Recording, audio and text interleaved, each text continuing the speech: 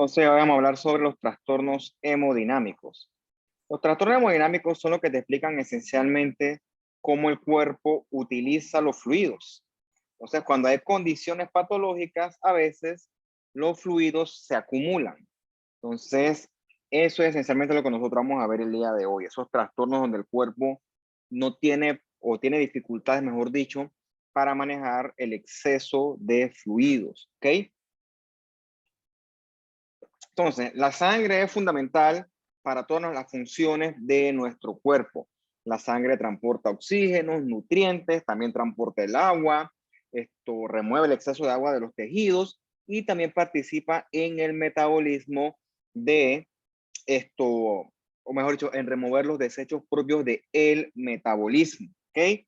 Entonces usted sabe que al igual que la célula, la sangre posee su respectiva capa, su vaso sanguíneo, el endotelio con otras capas, etcétera, y esas capas permiten el paso de ciertas cosas y de otras cosas no. Permiten el paso de agua, de oxígeno, de ciertos iones, pero restringen el paso de otras cosas. Por ejemplo, el paso de las proteínas. Las proteínas no deben salir de los vasos sanguíneos. Cuando una proteína sale de un vaso sanguíneo, eso es anormal y eso es patológico.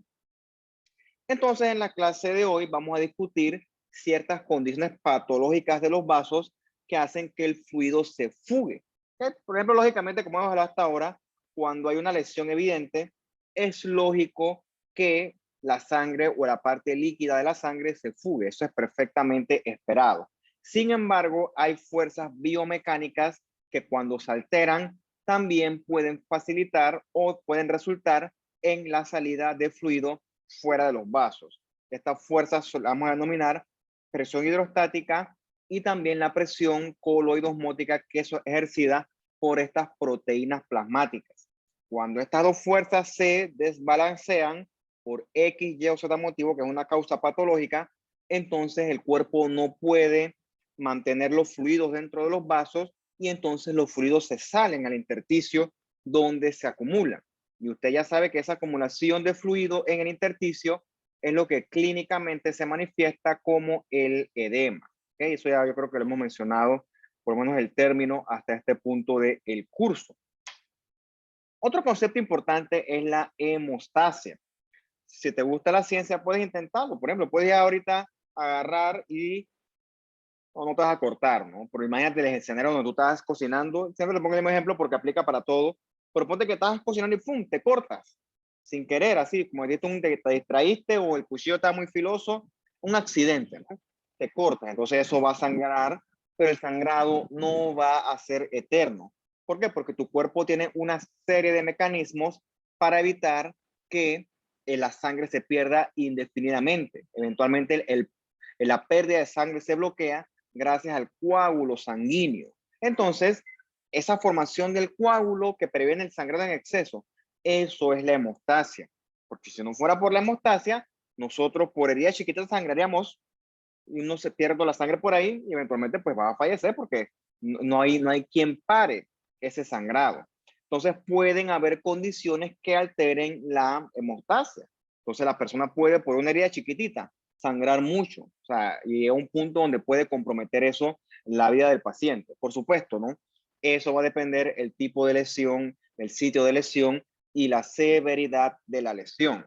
Lo contrario también puede ocurrir, que lo veremos en la próxima clase, cuando la coagulación es sobre todo excesiva y la persona tiende a coagular demasiado. O, dicho de otras formas, eso se llama la trombosis, ¿ok? Esa es la tendencia a coagular la sangre dentro de los vasos sanguíneos. Eso es completamente anormal. ¿Okay? Por ejemplo, a la persona se le puede formar un coágulo aquí dentro de la aurícula izquierda y ese coágulo puede migrar a la circulación periférica y donde sea que vaya a parar, allí obstruye la arteria y usted sabe que una arteria obstruida significa isquemia para la región afectada. Puede significar una isquemia al cerebro, una isquemia mesentérica, una isquemia al tejido renal. El punto es que esta trombosis o este tromboembolismo visto como una sola entidad forma parte de las principales comorbilidades o causas de muerte en los países desarrollados. Los infartos del corazón, estos ECVs o derrames y los embolismos pulmonares, todos tienen que ver con estos estados anormales de la hemostasia. Bueno, hoy no vamos a hablar tanto de la trombosis la vamos a hablar en la otra clase, donde le vamos a dedicar bastante más tiempo. Vamos a hablar es de los trastornos hemodinámicos como tal. Bien. Recordemos que la sangre tiene un paso dinámico a través de los vasos. Entonces, hay condiciones donde los tejidos tienen mayor volumen de sangre. Esas condiciones pueden ser hiperemia, o congestión. Son términos que quizás parezcan similares, pero tienen sus diferencias.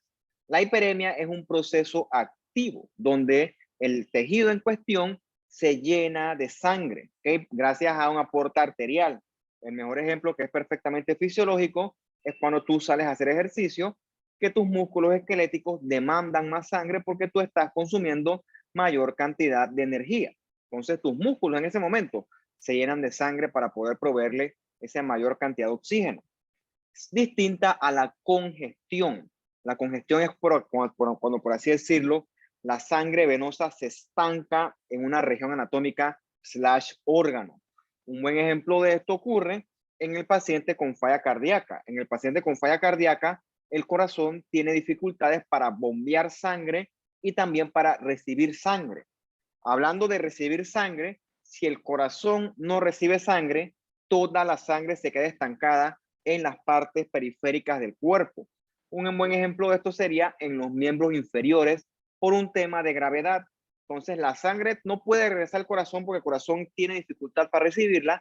Entonces todo se queda estancado en el sistema venoso, principalmente en los miembros inferiores. Esa es una causa porque a los pacientes esto con falla cardíaca se le hinchan las piernas. Es una manifestación perfectamente esperada. Entonces, cada vez que un órgano se queda pasivamente lleno de sangre venosa, ese órgano se pone congestivo o se torna congestivo. Se puede ver así morado o violáceo porque eso es pura sangre desoxigenada. Y además está decirte que ese es un órgano que va a estar inadecuadamente perfundido porque esa sangre que tiene él es una sangre que no es oxigenada. O dicho de otra forma, es una sangre que es pobre en oxígeno. Bien, si tú agarras un órgano congestivo, ¿okay? Y lo cortas, el órgano se ve húmedo en la superficie de corte, se ve así como bien mojado. Imagínate, es como una esponja cuando tú le echas agua, la esponja queda toda llena de agua. Bueno, así mismito sería ver un órgano congestivo. Eso sobre todo tú lo ves en las autopsias, por ejemplo en el hígado, cuando un paciente se muere, el corazón deja de latir y toda la sangre se queda estancada en los respectivos órganos del cuerpo. Un ejemplo es el hígado. Entonces ese hígado va a estar todo congestivo porque está lleno de sangre. Es un ejemplo de dónde es esperado algún tipo de congestión. Puede haber, por ejemplo, una congestión hepática que sea aguda, ¿ok? Hay un estancamiento de sangre en el hígado y entonces eso es secundario por general algún tipo de lesión a los hepatocitos, perdón. Esta que es más común, que es la que aplica con la autopsia que te dije, es la congestión hepática crónica, una congestión pasiva. O sea, la sangre ya no puede regresar al corazón y al resto del cuerpo y se queda estancada en el hígado. Entonces, cuando tú cortas ese hígado, él está todo lleno de sangre. Los vasitos de él están todos ingurgitados, llenos de un montón de sangre. Entonces, cuando tú lo cortas, se ve así húmedo, rojizo, así bien mojado, porque está harto de sangre. Y también el que lo describió dice que tiene como una apariencia de nuez moscada, ¿ok? Nutmeg, como dice aquí la diapositiva. Entonces, eso es propio de los pacientes con congestión hepática crónica, sobre todo. Si tú le vieras al microscopio, vieras que hay hepatitos necróticos porque no les llega suficiente oxígeno, puede haber hemorragia y va a haber macrófagos con hemosiderina. La hemosiderina es un desecho propio de los eritrocitos que van muriendo. Como a tu cuerpo no le gustan esos desechos, los macrófagos, que son como si fueran unos camiones de basura, vienen y se comienzan a comer ese exceso de estos restos de eritrocitos. Entonces, cuando tú ves macrófagos con hemosiderina, esos son macrófagos que están comiendo sangre vieja o es un sitio que te indica que ese sitio tuvo algún sangrado anterior. Entonces, tienes que investigar es por qué está ocurriendo esto. Bien. Otro ejemplo de congestión se da en el pulmón. Lo mismo que ocurre con el corazón y la falla cardíaca. Acuérdate que desde el punto de vista anatómico, el lado izquierdo del corazón se conecta con el sistema pulmonar. Si el corazón tiene algún tipo de falla cardíaca, la sangre se va a quedar estancada en la parte vascular pulmonar. Entonces, el sistema pulmonar va a estar sobrecargado de sangre. Recuerda que la sangre tiene que ir al corazón, pero como el corazón no está recibiendo sangre, esa sobrecarga de líquido se va a quedar estancada también en el sistema pulmonar o vascular pulmonar, mejor dicho, los vasos pulmonares. Entonces llega un punto donde hay tanta sangre que los capilares van a estar todos llenos de sangre. Recuérdate que el endotelio no es una cuestión hermética. Cuando el endotelio sobrepasa su capacidad, el endotelio comienza a fugar líquido, ¿ok? Entonces tú vas a ver que los espacios alveolares te van a llenar de agua también. Va a haber edema en los espacios alveolares y también puede haber hemorragia. Esa es una explicación por qué el paciente con falla cardíaca tiene dificultad para respirar. ¿Por qué? Porque eventualmente su sistema vascular pulmonar queda todo congestivo. El tipo está sobrecargado de sangre, tanto así que los vasos sanguíneos, su capacidad de contener ese exceso de líquido, se vence y entonces el vaso sanguíneo comienza a fugar líquido hacia los alvéolos. Acuérdate de tu clase de fisiología que el alvéolo tiene que estar lleno de aire, ¿ok? Imagínate respirar bajo el agua, eso no se puede. Algo similar ocurre con el paciente que tenga falla cardíaca. En los espacios alveolares que tienen que tener aire, van a estar llenos de líquido. Que por supuesto que un paciente con los pulmones llenos de líquido va a tener dificultad para respirar, que va a ser mayor dependiendo de la cantidad de que el tipo esté sobrecargado. O sea, si tiene un poquito de líquido, va a ser una dificultad para respirar leve, pero si el tipo está totalmente sobrecargado en esta falla cardíaca que son descompensadas, el tipo va a tener mucha dificultad para respirar. Tanto así que se convierte en una urgencia que hay que darle manejo inmediato. Es una cuestión que es muy deleteria. Ya cuando el asunto es crónico, ¿okay? Cuando es una congestión pulmonar crónica, al igual que con la contraparte hepática, vamos a ver también el fenómeno de los macrófagos con hemosiderina. O sea, este es un sitio que está constantemente expuesto a sangre, sangrado antiguo, por lo tanto los macrófagos llegan y se comen entonces los restos de los eritrocitos. Entonces tú vas a ver como aquí está en el esquema, los macrófagos llenos de hemosiderina en los espacios alveolares. Por eso se llama heart failure cells. Como tú lo ves, eso es característico de los pacientes con falla cardíaca de larga data. Otra cosa que vemos son los septos alveolares fibrosos y engrosados. ¿Por qué? Porque este sitio está en un proceso constante de inflamación, reparación, dependiendo del daño que sufre el tejido pulmonar, tanto así que con el tiempo se deposita mucho colágeno, mucho tejido fibroso. Recuerda que es una cosa de mucho tiempo de evolución. Entonces los septos alveolares se van fibrosando, se van engrosando. Entonces, cuando tú ves eso así grueso, es una cuestión ya de daño crónico. Recuerda que la inflamación crónica de larga data, la reparación del tejido con el tiempo es reemplazada por fibrosis. Si no viste la clase anterior, te exhorto a que la revises para que entiendas más bien o con más claridad de lo que yo estoy hablando. Bien. Asumo que usted conoció esto que está acá en su clase de histología, ¿no? Esto es un pulmón del punto de vista perfectamente normal. Los espacios alveolares perfectamente llenos de aire, ¿ok? Entonces ese aire con su oxígeno se va intercambiando en los sacos alveolares con el dióxido de carbono. Eso es lo perfectamente normal. ¿Qué ocurre? Cuando hay una sobrecarga abrupta del sistema vascular pulmonar, te dije yo entonces que los vasos sanguíneos comienzan a fugar líquido. Entonces, el líquido comienza a inundar esos espacios alveolares. Esto que tú ves rosado, que ve aquí que se ve blanco, eso es aire. Por ver aquí se ve rosado. Eso rosado es puro líquido que se está fugando al espacio alveolar. Por supuesto que ese paciente va a tener dificultad para respirar, eso está todo encharcado. Y ves que también hay bastante hemorragia. Eso es característico de una congestión pulmonar aguda o que en este caso se complica con un edema pulmonar agudo. Entonces ya cuando el asunto pasa a ser más crónico, toda esa sangre, ese sangrado antiguo, eventualmente esos eritrocitos van muriéndose, se van degradando y nuestros amigos los macrófagos vienen y se los fagocitan todos. Eso tú vas a ver en la luz del alveolo, en el espacio alveolar, vas a ver muchos macrófagos, estos chocolatitos. Todos estos chocolatitos son macrofaguitos llenos de hemosiderina. Eso es evidencia de que ha habido sangrado antiguo. Eso es característico, repito, de las fallas cardíacas de larga data, ¿okay? De mucho tiempo de evolución. Y también vas a ver los septos fibrosos algo engrosados, los septos alveolares algo engrosados, dependiendo del tiempo que ha tenido esa falla cardíaca. Entre mayor tiempo de esa falla cardíaca, pues es esperado que los septos estén nada más engrosados, ¿no? Porque han pasado por un tiempo mayor de reparación del tejido con mayor cantidad de depósito de tejido fibroconectivo. Entonces, reitero, ¿ves el montón de macrofaguitos aquí? Ellos están comiendo los restos de los eritrocitos. Por eso que son característicos ya en un proceso crónico, ¿ok? En una congestión pulmonar, sobre todo crónica. Bien.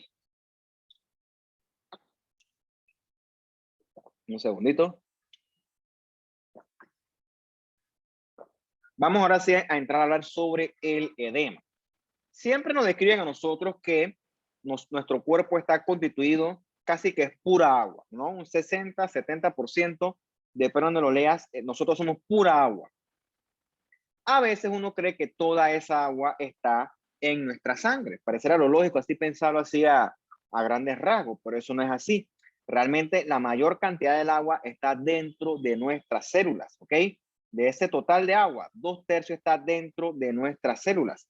El resto está en el compartimento intersticial y solo 5% está en el plasma sanguíneo como tal. Es un concepto importante. La mayor parte del agua está dentro de la célula. Entonces, constantemente está habiendo movimiento de agua entre los distintos compartimientos, pero siempre en el contexto de un respectivo balance. Entonces, a veces ese balance se rompe y el fluido entonces se acumula en los distintos compartimientos. Por lo general, la tendencia es que el fluido se acumule en el compartimiento intersticial. Y cuando eso ocurre, se forma lo que nosotros le denominamos edema. Como aquí lo ves, ¿no? El miembro inferior se hincha, se ve aumento de volumen porque está sobrecargado de líquido. ¿Por qué? Porque el cuerpo no tiene mecanismos para drenar, entre comillas, ese exceso de líquidos y entonces comienza ese líquido comienza a acumularse. El líquido también puede acumularse en las cavidades corporales, ¿no? En la cavidad peritoneal, eso sería una citis. En la cavidad pleural sería una fusión pleural. Y también en el pericardio sería una fusión pericárdica, perdón. También puede haber pacientes que tengan una condición muy descompensada, sobre todo la falla cardíaca descompensada o la cirrosis hepática ya muy marcada, es un edema generalizado. O sea, el tipo tiene nula capacidad de manejo de líquido, el tipo está todo encharcado. Entonces, ese edema generalizado se llama anasarca. ¿Okay? Se llama anasarca. Bien. En condiciones normales, el fluido va movilizándose del espacio vascular al espacio intersticial. ¿Por qué? Porque nuestra volemia no es constante. Por ejemplo, yo estoy tomando aquí ahora esta agua. Fíjate que aquí hay 1 litro de agua. Entonces, ¿por qué cuando yo me tomo ese litro de agua, eventualmente esa agua va a mis vasos sanguíneos, por qué yo no me edematizo? ¿Ok? Bueno, eso ocurre porque mis sistemas están íntegros, mis sistemas están balanceados. Las presiones que manejan mis vasos son presiones que están íntegras. Entonces, cuando yo me sobrecargo un poquito de líquido, yo tengo sistemas que drenan ese exceso de líquido para que no se acumule en el intersticio. Entonces, cuando estos sistemas se alteran, es que entonces el líquido se comienza a acumular de una forma patológica, ¿ok? Nuestros vasos sanguíneos son como una manguera, ¿ok? La presión que ejerce el líquido dentro del vaso se llama la presión hidrostática. Es como cuando tú conectas la manguera a la pluma, abres la pluma un poquitito, sale líquido. Pero si abres la pluma con mucha violencia, ves que la pared de la manguera se pone más tiesa, por así decirlo, ¿ok? Porque estás ejerciendo mucha más presión. El agua ejerce mucha más presión. Imagínate que eso sería la presión hidrostática. Entonces, imagínate que tu manguera tú agarras, te pones un experimento y le haces agarras una agujita y le haces un huequito. Si abres la pluma chiquitito, poquito, el agua no se va a salir por ese líquido, por el huequito ese. Sin embargo, si la abres con todo violentamente, el agua va a comenzar a fugarse por ese huequito, ¿ok? Algo similar ocurre con nuestro cuerpo. Cuando la presión hidrostática es controlada, el agua debe contenerse o mantenerse dentro del vaso. Cuando la presión hidrostática aumenta mucho por X, Y o Z motivo, entonces los vasos comienzan a fugar líquido, ¿ok? Comienzan a perder líquido. Vamos a ver ahorita qué condiciones favorecen esos aumentos de la presión hidrostática. Usted conocerá de sus clases de fisiología que el agua se va al compartimiento que tiene mayor concentración. En este caso, la concentración la proveen las proteínas plasmáticas. Una forma fácil que yo utilizo para recordar esto es pensar que las proteínas plasmáticas, entre comillas, atraen el agua, ¿ok? Las proteínas plasmáticas están dentro de los vasos. La más abundante de estas es la albúmina. Entonces, esa albúmina, por así decirlo, se aferra al agua, ¿ok? Y entonces favorece que el agua se quede dentro del vaso sanguíneo. Sé qué pasa si por X, Y o Z motivo yo pierdo albúmina. Entonces, mi vaso sanguíneo no va a tener tanta capacidad para retener agua y entonces el agua se va a comenzar a perder. ¿Ok?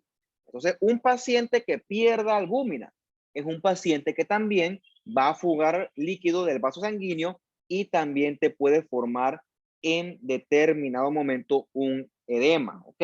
Entonces, estas dos fuerzas tienen que estar en balance para que el líquido se mantenga dentro del vaso sanguíneo. Cuando estas fuerzas salen de su equilibrio, entonces sale el líquido afuera del vaso, ¿ok? De hecho, eso ocurre, ¿ok? Puede haber fugas desde el vaso sanguíneo, no constantemente, hacia el intersticio, porque repito, las fuerzas se balancean, pero hay veces que, por ejemplo, ponte que yo me tome esto en una sola sentada, entonces yo voy a tener mayor cantidad de volumen de sangre y eso lógicamente me puede aumentar un poquito la presión hidrostática. Pero ¿por qué yo no me dematizo? Es cierto que se me puede comenzar a fugar algo de líquido, pero yo tengo en mi intersticio un sistema de vasos linfáticos. Esos vasos linfáticos son como un sistema de alcantarillado, ¿ok? Agarran ese exceso de líquido que se puede acumular por desbalance de presiones y entonces evitan que se formen los edemas, ¿ok? Es como si fuera un sistema de drenaje. Gracias a los linfáticos, que por lo general nunca se los linfáticos siempre quedan olvidados. Siempre hablamos de arterias, de las venas, que si esto, que lo otro, y siempre olvidamos los linfáticos, pero los linfáticos tienen muchas funciones importantes. Una de estas es fugar o ayudar a drenar las fugas que se pueden formar cuando hay acumulación de líquido de edema. Si el linfático falla, esa es otra causa de por qué el paciente puede hacer edema. ¿Okay? Vamos a tratar de explicar eso que yo te he dicho con algunos ejemplos en las próximas diapositivas. Un segundito.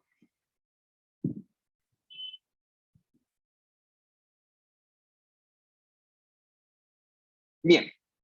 Entonces, como te dije, ¿no? Agarras la manguera, puff, la conectas y la abres con todo. Así, la abres con todo y puede que la manguera comience a bailar sola y a regar todo el agua. ¿Por qué? Porque hay mucha presión hidrostática, ¿ok? La presión hidrostática es excesiva. La presión hidrostática excesiva saca agua afuera del vaso, o mejor dicho, la saca al intersticio. Recuerda lo contrario, las proteínas plasmáticas abrazan el agua, la retienen. Si yo pierdo proteínas plasmáticas, la presión osmótica disminuye y entonces se suelta esa agua y el agua también va a salir al intersticio.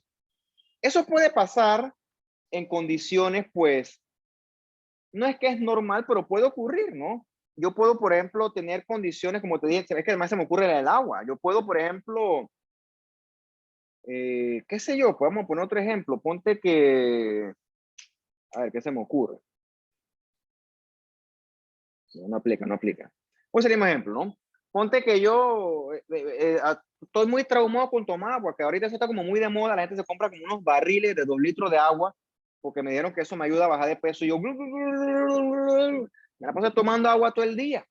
Entonces, ese exceso de agua eventualmente va a significar exceso de volumen en mis vasos sanguíneos. ¿Ok? Entonces, eso aumenta la presión hidrostática. Pero sé por qué yo no hago edemas. Sí, yo puede que gracias a eso fugue líquido a el intersticio, pero recuerda que ese líquido va a ser drenado por mis vasos linfáticos. Eventualmente esos linfáticos conectan con el sistema venoso y eventualmente todo eso regresa a la sangre. Todo está interconectado. Entonces, los desbalances eventualmente tienen mecanismos para evitar que se acumule el líquido de edema. Pero bueno, hay condiciones donde inevitablemente la presión hidrostática va a aumentar o la presión osmótica va a disminuir y inevitablemente por un tema de desbalance, eso va a hacer que se comience a fugar líquido al intersticio. Se va a fugar líquido al intersticio que va a superar la capacidad de el capilar linfático de drenarlo. Y entonces ahí inevitablemente se va a acumular. ¿Ok? Recuerda algo importante que yo creo que ya vamos a estudiar hasta este momento, si no se los menciono. Ese líquido que se fuga es un líquido que se está fugando por fuerzas mecánicas. O sea, es un líquido limpio. Por lo tanto, va a ser un líquido tipo trasudado, distinto al líquido tipo exudado que nosotros discutimos en la clase de la inflamación, que se debe sobre todo a un aumento de la permeabilidad vascular mediado por mediadores, valga la redundancia, como la histamina, por ejemplo. Acuérdate que la histamina aumenta la permeabilidad vascular y eso favorece la fuga de líquido de leucocitos, de proteínas al intersticio. ¿Okay? Ambos son edemas. Sin embargo, el edema que estamos discutiendo hoy es un edema mecánico, mientras que el edema que discutimos en la clase anterior es un edema tipo inflamatorio y mediado por aumento de la permeabilidad vascular. Un concepto importante hasta este punto de la clase.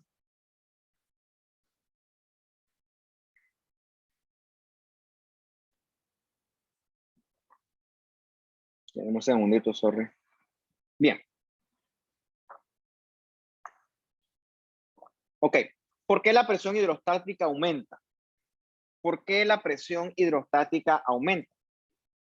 Bien, la presión hidrostática va a aumentar porque el vaso va a manejar una mayor cantidad de volumen de sangre. Bien, ¿eso por qué ocurre? El mismo ejemplo que te dije yo de los 2 litros de agua aplica hasta cierto punto, porque así como yo me tomo 2 litros de agua, probablemente así mismito yo lo voy a orinar. Por lo tanto, si el paciente tiene unos riñones íntegros, consumir mayor volumen de agua no va a representar hipervolemia, ¿ok? O un aumento del volumen sanguíneo. No, porque mi sistema renal está íntegro, por lo tanto, yo me voy a deshacer de ese exceso de líquido. Entonces, la sobrecarga de sangre en los vasos sanguíneos se va a deber sobre todo a que yo voy a tener dificultades para movilizar la sangre y por lo tanto la sangre se va a quedar estancada en los vasos sanguíneos. Por lo tanto, ese aumento de presión hidrostática se ve sobre todo cuando hay alteraciones en el retorno venoso. Por alguna razón, la sangre no puede regresar al corazón y entonces se va a quedar estancada en las venas. El mejor ejemplo que se me ocurre para esto ocurre en la falla cardíaca. ¿Okay? El paciente con falla cardíaca, el corazón está cerrado. ¿Okay? Eso es como si, por ejemplo, usted quiere ir, ahorita vamos a estar en el juego de fútbol, llega a la hora que es, a las 8 que va a ser el juego, y el local ya está lleno. Entonces que el local tiene que pantalla grande, pintas a peso, el lugar está a otro nivel, y alitas con, o sea, la oferta del mes y la gente quiere entrar pero no puede. Ya, el local está a máxima capacidad. Se forma una fila afuera del local, si la gente insiste, ¿no? Eso puedo, bueno, no sé si es el mejor ejemplo que me acuerdo que dejó fútbol hoy. El punto es que la sangre está tratando de regresar al corazón, pero el corazón está cerrado. ¿Okay? El corazón, como está en falla, no recibe sangre. Por lo tanto, la sangre se va a quedar estancada toda en los miembros inferiores y otras partes del cuerpo. Entonces, esas venas ahora están manipulando o están manejando una mayor cantidad de sangre, un mayor volumen de sangre. Por lo tanto, esas venas van a tener un aumento de la presión hidrostática, ¿ok? Un aumento masivo. Por eso que a veces se le hinchan los pies, porque las venas esas, con un aumento de presión hidrostática, acuérdate que el endotelio no es hermético, ¿ok? Eventualmente cuando se supera la capacidad, el endotelio comienza a fugar líquido. Entonces, por eso es que se mete con falla cardíaca. El líquido se le comienza a fugar al intersticio y por eso es que el paciente con falla cardíaca se le hinchan las piernas porque está sobrecargado de sangre en sus venas porque tiene un exceso, o mejor dicho, eso produce un aumento masivo de la presión hidrostática. Luego de eso ocurren otras cosas que solamente te las voy a mencionar y son otras cosas extra que sufre el paciente con falla cardíaca. La sangre que debería circular por el cuerpo, toda se está quedando en el sistema venoso. Por lo tanto, la poquita sangre que va a poder bombear el corazón va a tener un menor volumen. Eventualmente los tejidos van a quedar hipoperfundidos, ¿ok? Unos tejidos que van a ser hipoperfundidos son los riñones. Entonces, el riñón comienza a percibir que le está llegando menos sangre, ¿ok? El riñón activa una serie de mecanismos porque él piensa que el paciente mínimo está perdiendo sangre, él piensa que el paciente está deshidratado y entonces el riñón activa el sistema renina-angiotensina-aldosterona, que al final ese sistema lo que va a hacer es aumentar la presión arterial por medio de la angiotensina. El riñón piensa que el paciente está mínimo, está deshidratado, está perdiendo sangre. Por lo tanto, él va a aumentar la presión arterial para tratar de mantener los tejidos perfundidos y también va a usar la aldosterona, una hormona que lo que hace es retener agua y sodio. Hace más que todo es retener sodio, entonces el paciente va a reabsorber más sodio, pero el sodio siempre se va a acompañar de agua. O sea, un paciente que va a tener un aumento de la presión arterial producto de este sistema renina-angiotensina-aldosterona y también va a tener una mayor reabsorción de sodio y agua a nivel renal. ¿Que esto es bueno? No, esto no es bueno, porque entonces esto lo que va a aumentar en el paciente es el círculo vicioso de sobrecarga de líquidos, ¿ok? Este paciente con falla cardíaca lo que hay es que evitar que se sobrecargue. ¿Cómo logras esto? Bueno, restringiéndole la sal y la dieta la sal y el agua de la dieta, perdón, y también pues cuando hace falta utilizar diuréticos. Los diuréticos son medicamentos, si no los conoces, asumo que sí los conocen, son medicamentos que hacen que el paciente orine por varios mecanismos renales, entre otros. Yo no soy experto en farma, así que no hace mucho detalle en eso, pero el paciente orina, por lo tanto se deshace de ese exceso de volumen.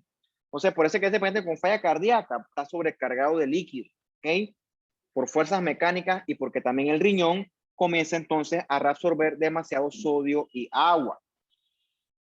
Cuando el paciente se le hincha una sola pierna, eso nos puede, o mejor dicho, eso nos tiene que preocupar. ¿Por qué? Porque quiere decir que la sangre de ese miembro afectado no está regresando adecuadamente. ¿Y por qué puede ocurrir eso? Porque hay una obstrucción a nivel venosa. ¿Y qué puede obstruir la sangre venosa? Bueno, un trombo, un coágulo dentro de alguna vena profunda de la pierna está evitando que la sangre retorne. Como la sangre no puede retornar, se acumula toda en las venas de las piernas y eventualmente puede haber edema del miembro afectado. Entonces, digo, no es que esto es 2 más 2, pero si así a ti se te hincha una sola pierna, eso te debería preocupar, ¿ok? Tú debes ir al médico, te hacen un ultrasonido y descartan que tú tengas una posible trombosis. Eso ocurre, o sea, la pierna se pone hinchada, se pone roja, duele. Cuando es una sola, hay que descartar que sea una trombosis.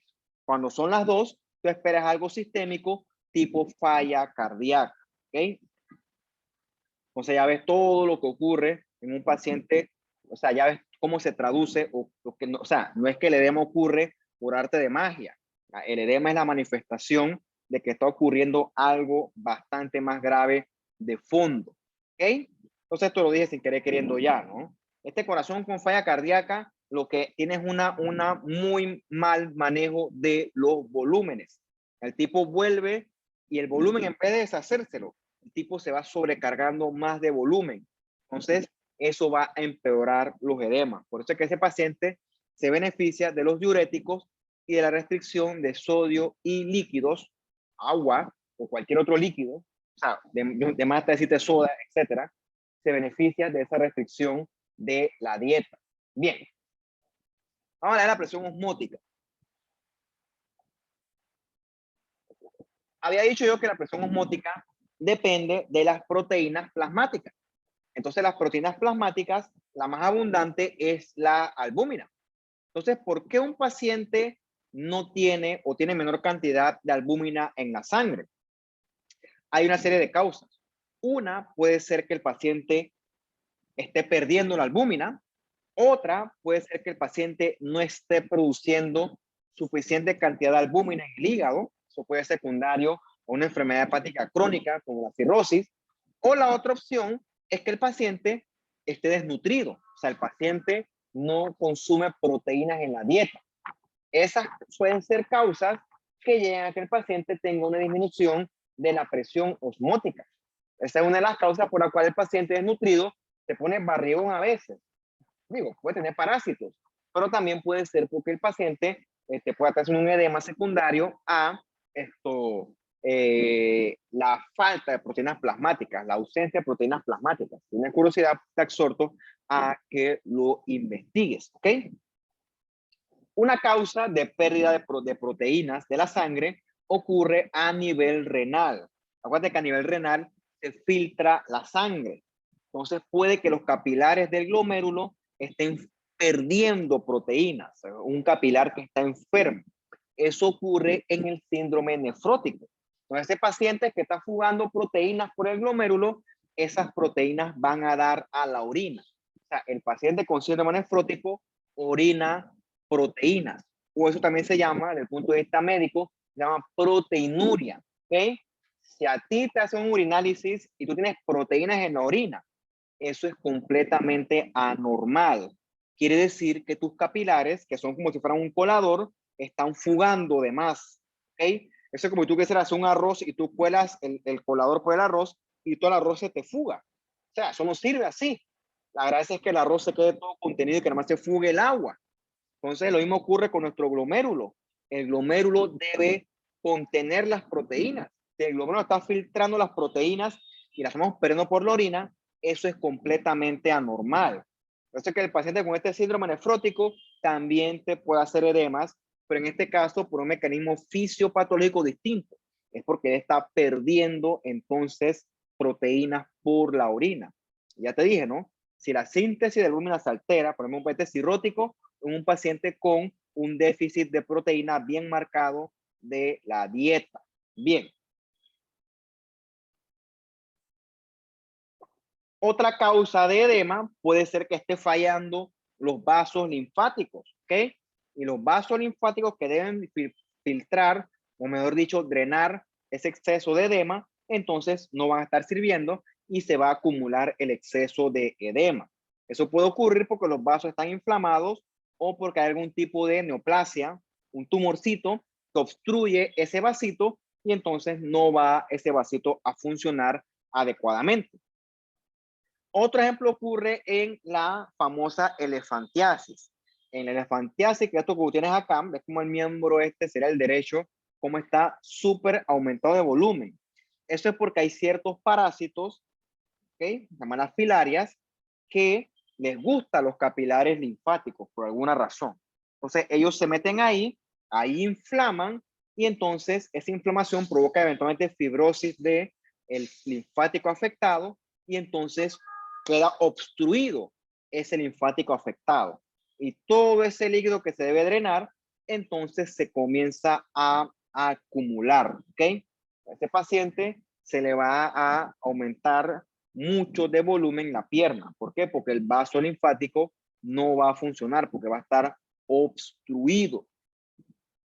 Otro ejemplo de obstrucción linfática ocurre con el cáncer de mama ya cuando está avanzado, la famosa esa piel de naranja, que a veces usted la conocerá por las campañas estas de de octubre, la cinta rosada, que te dice que tienes que estar pendiente de la piel de naranja. En verdad, yo creo que eso es algo malo, porque la piel de naranja te habla a ti de un cáncer que está bien avanzado. Cuando un tumor se forma, el tumor puede desprender pedacitos de tumor. Son émbolos tumorales. Entonces, esos émbolos tumorales pueden obstruir los linfáticos de la dermis, de la piel que rodea la mama. Entonces, esa obstrucción por émbolos tumorales es lo que le da la apariencia, perdón, es lo que le da a la mama esta apariencia de piel de naranja, así como con unos huequitos. Entonces, cuando estamos hablando de este cáncer, que desde el punto de vista médico se llama carcinoma inflamatorio, esto es un cáncer que está bien avanzado. O sea, ya eso, pues, eso ya tiene otro estadio y otro tipo de connotación. ¿Ok? Entonces, eso es otro ejemplo de obstrucción linfática, en este caso por émbolos tumorales. También el linfedema puede ser una complicación del tratamiento, o en este caso puede ser una consecuencia iatrogénica. Iatrogénica es una complicación que surge producto de un acto médico, ¿ok? Por ejemplo, esta paciente tuvo un cáncer de mama, de la mama sería la izquierda, le hicieron la mastectomía, que es que le quitan la mama toda porque tiene un tumor, y también a eso le quitan los ganglios centinela. Los ganglios son esas estaciones linfáticas que drenan directamente con el tumor, y al paciente se los quitan para que ver si hay metástasis o no, porque si un ganglio es positivo, el tratamiento y el pronóstico es totalmente distinto a que si es negativo. ¿Qué ocurre? Acuérdate que esos ganglios son parte del sistema de drenaje linfático. Al quitarlos, tú puedes entonces cortar ese sistema de drenaje linfático, y entonces todo el líquido se queda acumulado en el miembro superior afectado de ese lado, en este caso el miembro superior izquierdo. Todo eso surge o puede surgir como consecuencia de una linfadenectomía. ¿Okay? Eso es una consecuencia iatrogénica secundaria a la cirugía. Digo, el cirujano no quiere que ocurra esto. Es una cuestión, eso es una consecuencia del tratamiento. O sea, a veces quieren decir que eso es negligencia, que eso es un mal manejo. No, eso está descrito, eso es posible. Digo, ya quizás con las técnicas nuevas hay formas de evitar esto, pero eso sí está bien descrito que puede ocurrir. Entonces, si me preguntas a mí, entre un potencial cáncer que puede hacer metástasis, se riegue y acabe con la vida de la paciente, versus esto que está acá, que tampoco queremos, pero bueno, hay que balancear. Yo creo que el cáncer es más grave que esta potencial, este linfedema iatrogénico, ¿ok? Entonces, esto ocurre porque se corta, por así decirlo, no es la palabra más correcta, pero se interrumpe, esa sí me gusta más, el respectivo drenaje linfático del miembro involucrado. Bien. Entonces, cuando ocurren los edemas, ¿ok? Son evidentes a veces, o sea, si tú ves esto aquí, esto es evidente. Es evidente que ese miembro está sobrecargado de líquido, ¿ok? Los edemas, repito, son por lo general esperados en los miembros inferiores, porque esa es la posición que está más por debajo del corazón, y también se ven más afectados porque allí es donde la gravedad lleva la mayor cantidad de líquido, ¿okay? Por un tema de gravedad. Hay veces que tú puedes diferenciar un edema, por ejemplo, versus una persona que sea obesa, ¿no? Paciente, tú lo agarras el dorso del pie, le hundes el dedito y al paciente se le queda como una cuevita, como una depresión. Eso se llama signo de la fobia. Un paciente con signo de la fobia positivo es un paciente que tiene un edema, ¿ok? La cosa es averiguar por qué ese paciente está haciendo edemas. Entonces hay que buscar causas cardíacas o renales. Entonces, los tejidos edematosos van a ser tejidos sobrecargados de líquido. El edema pulmonar, lo ves como está todo lleno de líquido, los los espacios alveolares. El cerebro también se puede edematizar. ¿Ok? Con el cerebro el asunto es un poco más dramático. Eso ocurre sobre todo en los pacientes que tienen algún tipo de inflamación del cerebro. ¿Por qué el tejido cerebral se inflama? Bueno, esto tú lo puedes relacionar con la clase anterior que vimos de la inflamación. La inflamación se puede dar por causas infecciosas o inflamatorias. Entonces, una causa infecciosa, una meningitis tuberculosa, puede causar edema del cerebro. U otro buen ejemplo es cuando el paciente le da un derrame. Cuando el paciente le da un derrame, hay zonas del cerebro que quedan isquémicas. Acuérdate que la isquemia provoca inflamación. Entonces, el tejido inflamado va a tener aumento de la permeabilidad vascular y entonces eso ahí se va a edematizar. Entonces, ¿qué ocurre?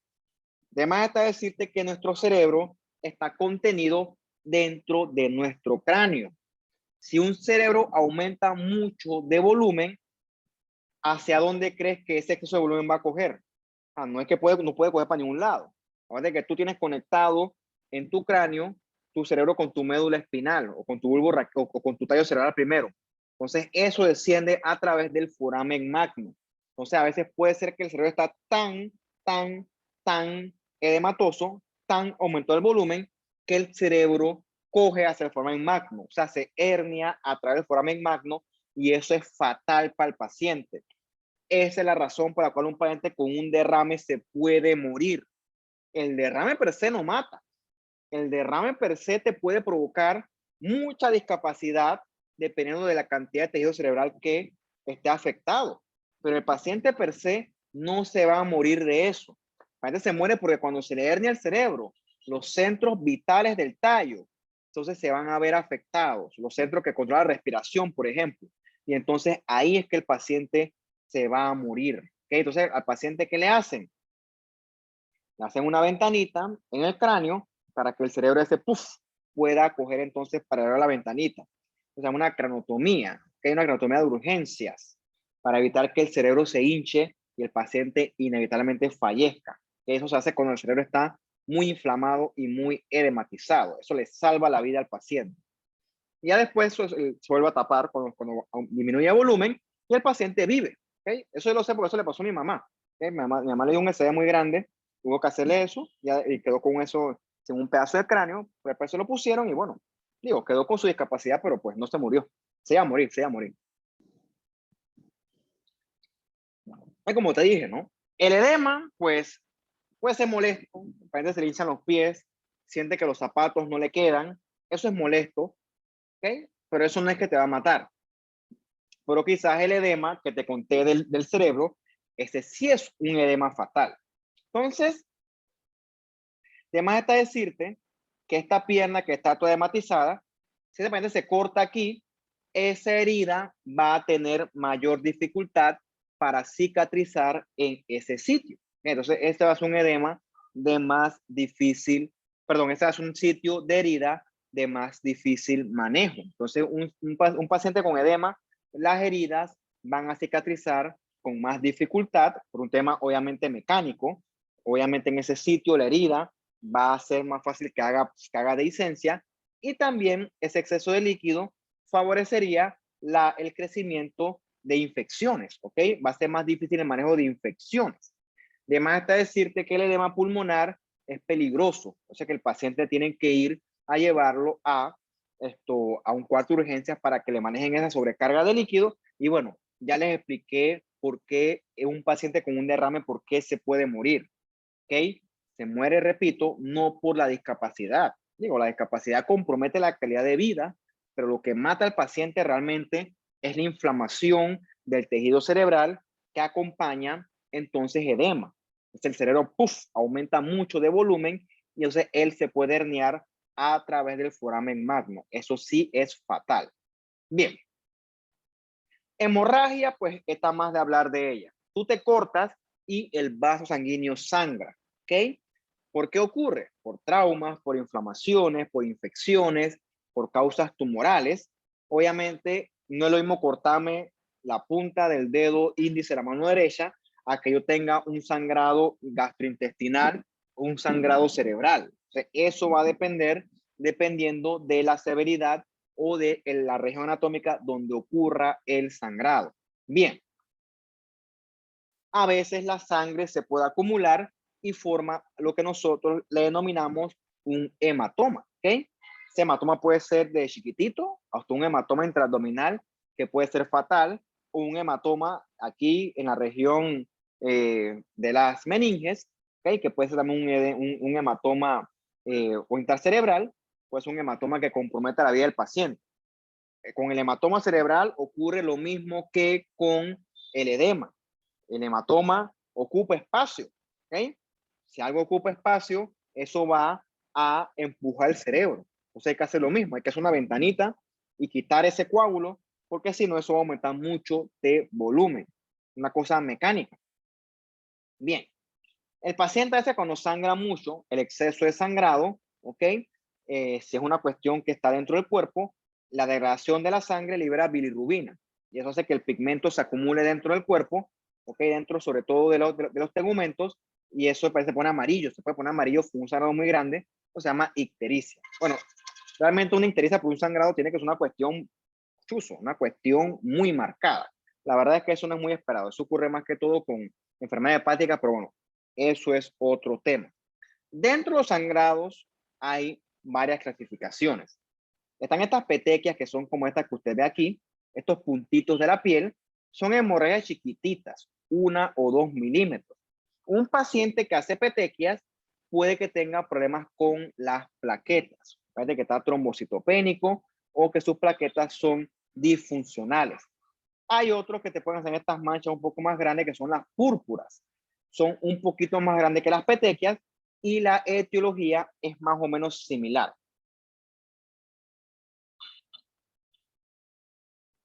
Quizás esas no las conocen, pero estas sí me imagino que las has conocido, ¿no?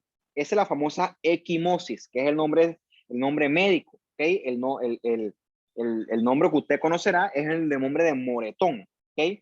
Eso es un hematoma o una acumulación de sangre a nivel subcutáneo, por lo general secundaria a un trauma. ¿Qué ocurre? Si te pegan, pucutú, en ese sitio, los vasos son lesionados. Un vaso lesionado permite la fuga de eritrocitos, ¿ok? Igualito que el fenómeno de la congestión pulmonar, esos eritrocitos eventualmente se degradan y su contenido es fagocitado por los macrófagos, ¿ok? Entonces, primero, esos macrófagos que comienzan a comer eritrocitos, la hemoglobina esa que está acumulada ahí, cuando el hematoma es reciente, eso se ve primero rojo, azul, ¿ok? Con el tiempo, la hemoglobina, su componentes también de eritrocitos se ven medio azulitos o medio verdosos, ¿ok? Eso es por acumulación de bilirrubina. Entonces, un hematoma verde ya tiene como unos 2 o 3 días de evolución. Y después se ponen amarillos porque el componente de degradado de ese eritrocito es la hemosiderina. Cuando está amarillo es porque los macrófagos ya están comiéndose esos cadáveres de eritrocitos para limpiar ese exceso de eritrocitos que no deben estar ahí. Entonces, cuando ya es más bien el hematoma, se va a ver amarillo o chocolatito. Entonces, depende del color, tú puedes estimar si un hematoma es reciente, pero si una equimosis es reciente o si es antigua. Una equimosis reciente es rojita o azul, después se pone verde, ¿ok? Y cuando es amarillita, ya está eso resolviéndose, ¿no? Porque primero tienes hemoglobina, después bilirrubina y después la hemosiderina que se están comiendo tus macrofaguitos. Bien, nosotros podemos perder sangre. Nuestro cuerpo tiene tolerancia hasta perder un 20% del volumen sanguíneo. Hasta ese punto, tu cuerpo, si está sano, lo puede tolerar. Ya si pierdes más de eso, ya eso sí puede comprometer la vida del paciente. ¿Okay? Te deshidratas, te chocas, ¿okay? Tienes un shock, que vamos a hablar de eso en la otra clase, y eso sí puede ser rápidamente fatal. Bien, eso es cuando, por ejemplo, el sangrado es agudo. Paciente que le meten un balazo, eso va a sangrar. Hay pacientes que tienen pérdidas crónicas de sangre. Por ejemplo, un paciente con una úlcera gástrica que poco a poco va sangrando. Entonces, por ese sangrado, el paciente puede perder hierro. Entonces, una causa de un sangrado oculto puede ser, una consecuencia puede ser una anemia porque pierde hemoglobina y entonces se pierde hierro y el paciente va a tener una anemia por deficiencia de hierro. También puede ocurrir en las pacientes que por trastornos hormonales van a tener sangrados menstruales muy abundantes, muy profusos. ¿Okay? Eso también puede ocurrir. Bien, vamos a parar hasta aquí porque tengo otras cosas que hacer. Vamos a ir a otra clase para hablar un poquito de la hemostasia. Bien. ¿Tienen preguntas hasta la clase de hoy? Doctor, tengo una pregunta. Ujú. En el caso de las personas que tienen edema en las piernas por estar parados mucho tiempo, ¿eso también llega a complicaciones renales? Bueno, mira, vamos primero a comenzar con tu pregunta que es perfectamente válida. Bien, yo creo que tengo una diapositiva acá.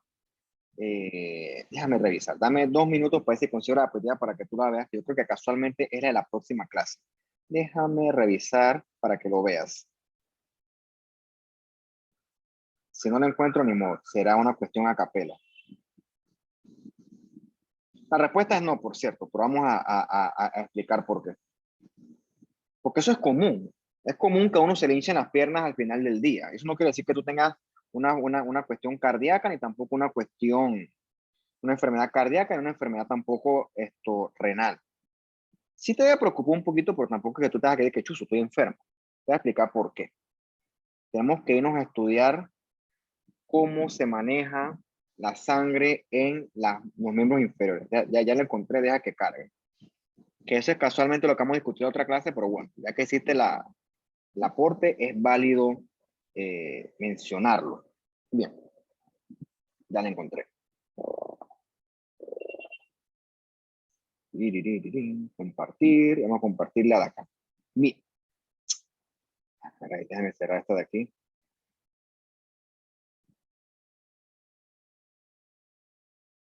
Bien. Tú sabes que las venas de nosotros, para retornar la sangre al corazón, tienen una serie de mecanismos que con el tiempo se pueden perder. Recuerda que la vena lucha contra la gravedad. Entonces, en las venas hay una especie de válvulas. Eso se llaman así, se llaman válvulas venosas, que lo que hacen es empujar a la sangre contra gravedad. Los músculos esqueléticos que rodean las venas también se contraen y esa contracción por fuerzas mecánicas, entre comillas, ordeña las venas para favorecer que la sangre retorne a el corazón. Entonces, las personas, más que todas las mujeres, no es que sea machista, pero estadísticamente es así, con el tiempo esos mecanismos se van perdiendo. Por lo tanto, la capacidad para retornar la sangre al corazón por las venas se va, por así decirlo, debilitando. ¿Okay? Eso ocurre sobre todo en las personas sedentarias. Una persona que se la pasa todo el día parada o se la pasa todo el día sentada es una persona que va a favorecer que la sangre se le estanque en las venas. Diferente a una persona que hace ejercicio o que no tiene que correr tampoco ni que un gimnasio. Pero cuando tú caminas, ¿okay? Cuando tú caminas, tus músculos esqueléticos se van contrayendo. Y esa contracción, por un tema mecánico, va ordeñando y hace que esa sangre suba de vuelta al corazón. Por eso es que hacer ejercicio o caminar o hacer actividad física, aunque sea leve, eso favorece evitar que la sangre se quede estancada en las venas. ¿Okay? Otra cosa que debilita ese mecanismo de retorno venoso es cuando la persona está obesa. ¿Okay? Cuando tiene un aumento de peso mucho, eso debilita los mecanismos de retorno venoso. Y también es perfectamente propio con la edad. ¿Qué ocurre? Si tú eres una persona sedentaria, no tú, aplicando el ejemplo, si la persona es sedentaria, se la pasa todo el día sentada o parada, al cabo del día, las venas van a tener dificultad para regresar sangre del corazón. Entonces, esa sangre se va a quedar estancada en las venas y llega un punto donde los mecanismos están tan debilitados que aumenta mucho la presión hidrostática dentro de la vena.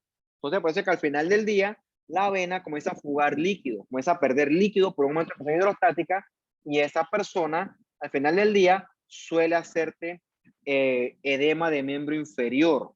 No tiene nada que ver con ni patología cardíaca ni con patología renal. Eso quiere decir que es que la vena tiene dificultad porque eso es propio del sedentarismo, propio de cambios degenerativos, propio de la edad y también propio de aumento de peso.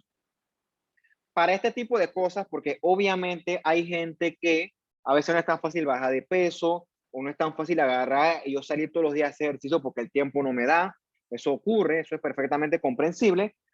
Se estimula mucho el uso de esas medias compresivas, esas medias que van hasta arriba en la rodilla, que aprietan, porque esas medias por un tema mecánico aprietan y ese acto de comprimir, pues se llama media de compresión, eso favorece que la sangre suba, ¿ok?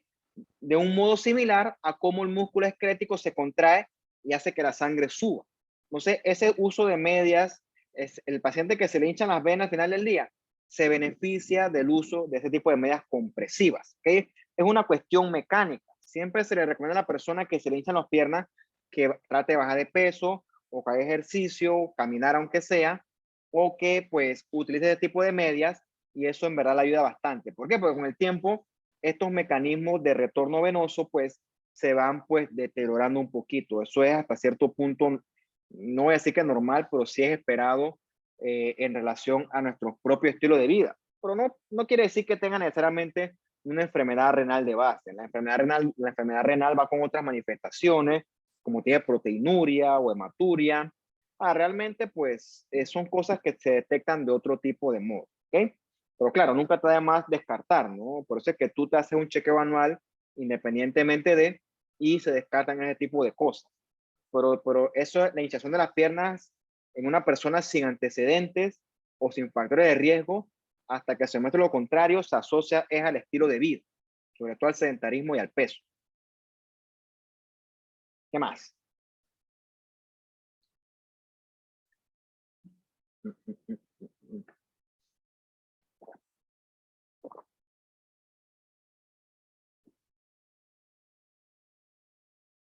Bueno, jóvenes, si no hay más preguntas, pues ustedes saben que siempre son libres de hacérmelas aquí por el chat.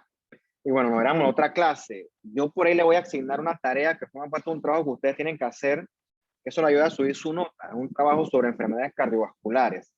Voy a ver si me da chance hoy o mañana, pero fijo este fin de semana para darle la indicación, para que usted pueda tener esos puntos extra y pues eso le ayude. Eso forma parte de las notas que hay que ir recopilando. Yo después se lo escribo al chat. Bueno, entonces nos veríamos entonces nosotros hasta la otra semana para terminar de hablar de este tema de trastorno hemodinámico. Chao, cuídense y que estén bien. Hasta luego. Muchas Hasta luego. gracias. Hasta luego, doctor. doctor. Chao, chao, Gracias. chao, chao. Hasta luego.